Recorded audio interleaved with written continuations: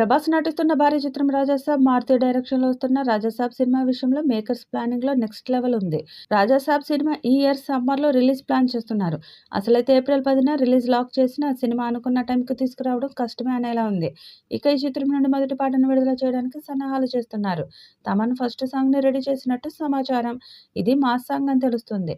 త్వరలోనే మొదటి పాట అప్డేట్ రానుంది. 'రాజాసాబ్' సినిమాను కేవలం ఇండియన్ భాషల్లోనే కాదు, ఈసారి ఇంటర్నేషనల్ లాంగ్వేజెస్‌లో కూడా రిలీజ్ ప్లాన్ చేస్తున్నారట. పాన్ ఇండియా లెవెల్‌లో సినిమా రిలీజ్ అయ్యి ఇక్కడ హిట్ అయ్యాక జపాన్, చైనాల్లో మన సినిమాలు రిలీజ్ అవుతున్నాయి.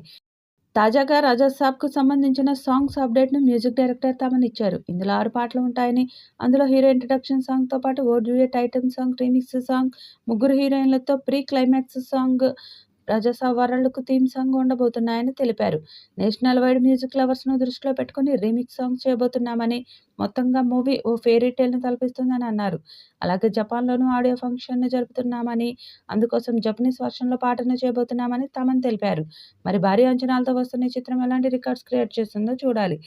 ఈ వీడియోపై మీ అభిప్రాయాన్ని కామెంట్ బాక్స్‌లో తెలియజేయండి. ఈ వీడియో మీకు నచ్చితే లైక్ చేయండి, షేర్ చేయండి, కామెంట్ చేయండి.